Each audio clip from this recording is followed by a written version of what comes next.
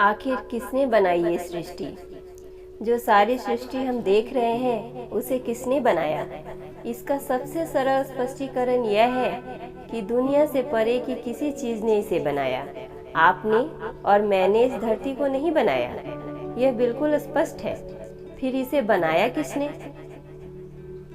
आप सृष्टि की रचना के पीछे का विज्ञान जानते हैं। दुनिया भर के धर्म अपनी अपनी व्याख्याएं देते रहते हैं, जिन्हें आमतौर पर एक खास मकसद से सुनाया जाता है। जरूरी नहीं कि उसे सही आंकड़ों के रूप में प्रस्तुत किया जाए, बल्कि उसे एक खास इरादे के साथ बताया जाता है। विज्ञान का कहना है कि एक बिग बैंग यानी एक बहुत बड़ा धमाका हुआ और धुंधली गैसें ठोस होती गई, फिर इस सृष्टि की रचना हुई। यह तथ्य के आधार पर सही है। कोई और कहता है कि ईश्वर ने सारा ब्रह्मांड बनाया, जो तथ्य नहीं है मगर सत्य है। जब हम कहते हैं कि ईश्वर ने सृष्टि की रचना की, तो पहला सवाल यह है कि ईश्वर के बारे में हमारी धारणा क्या है। हमारे दिमाग में ईश्वर का ख्याल कैसे आया? हमने ईश्वर का आविष्कार क्यों किया? सिर्फ इसलिए क्योंकि हमारे पास सृष्टि के निर्माण के लिए कोई स्पष्टीकरण नहीं था। तो आखिर जो सारी सृष्टि हम देख रहे हैं उसे किसने बनाया? इसका सबसे सरल स्पष्टीकरण यह है कि दुनिया से परे की किसी चीज ने इसे बनाया। आपने और मैंने इस धरती को नहीं बनाया, यह बिल्कुल स्पष्ट है। फिर इसे बनाया किसने? चूंकि हम इंसान हैं, तो हमने सोचा कि वह कोई बहुत बड़ा इंसान होगा। अगर आप भैंस होते तो आपको लगता कि उसके पीछे किसी बहुत बड़ी भैंस का हाथ होगा। चूंकि आप खुद मनुष्य हैं, इसलिए आप ईश्वर को एक मनुष्य के रूप में देखते हैं। मान लीजिए आप चींटी होते, तो ईश्वर के बारे में आपका विचार एक बड़ी चींटी का होता।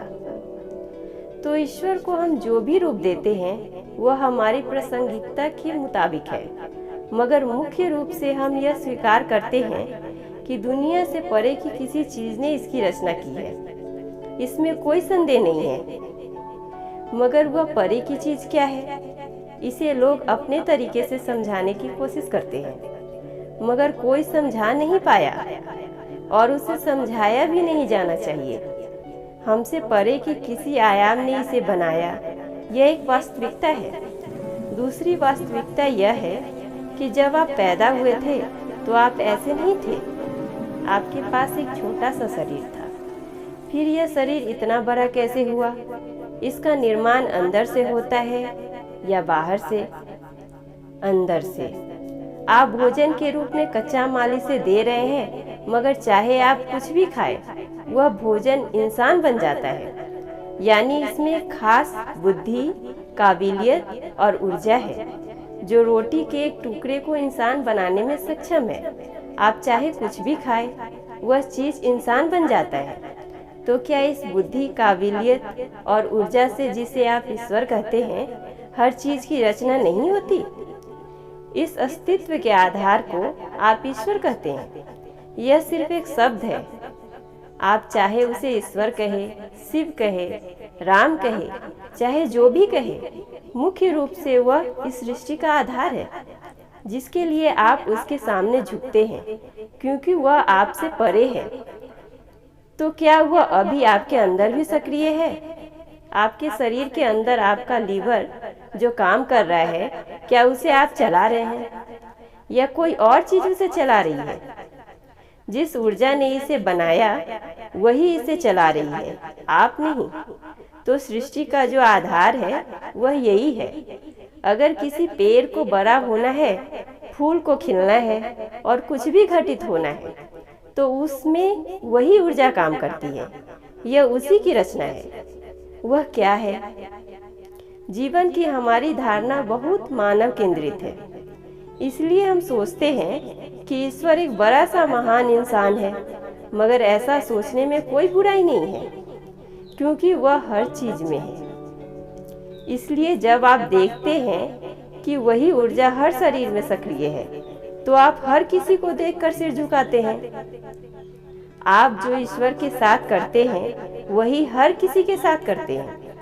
अगर आप किसी व्यक्ति को देखें तो आप उसे पसंद या नापसंद कर सकते हैं। अगर आप किसी के शरीर को देखें तो आप उससे आकर्षित हो सकते हैं या उससे नफरत कर सकते हैं। अगर आप किसी के मन को देखें तो आप उसे स्वीकार या अस्वीकार कर सकते हैं। इसलिए पहली चीज यह है कि आप स्वीकार करते हैं कि जो सृष्टि का आधार है वह हर इंसान में है, इसलिए आप उसके आगे सिर झुकाते हैं।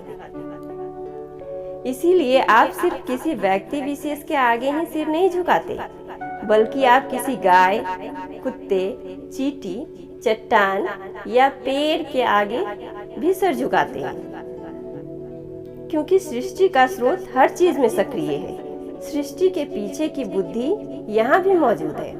अगर आप सोचना चाहते हैं तो एक तरीका यह है कि ईश्वर वह ऊर्जा है जिसने हर चीज की रचना की। सोचने का दूसरा तरीका यह है कि ईश्वर वह बुद्धि है जो हर चीज को बनाती है, क्योंकि उनकी बुद्धि अद्भुत है। इतने सारे विज्ञान के बावजूद हम एक पत्ता तक नहीं बना सकते।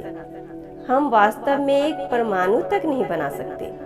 इसीलिए सृष्टि के पीछे की बुद्धि इतनी अद्भुत है कि आप बुद्धि से प्रशंसक हैं तो उसे बुद्धि कहेंगे।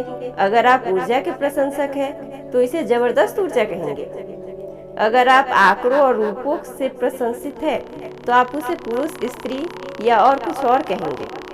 तो मुख्य बात यह है कि आपके बोध से परे एक आयाम है, बुद्धि और ऊर्जा है जो हर चीज को चला रही है, मगर वही ऊर्जा, बुद्धि और काबिलियत आपके अंदर भी है।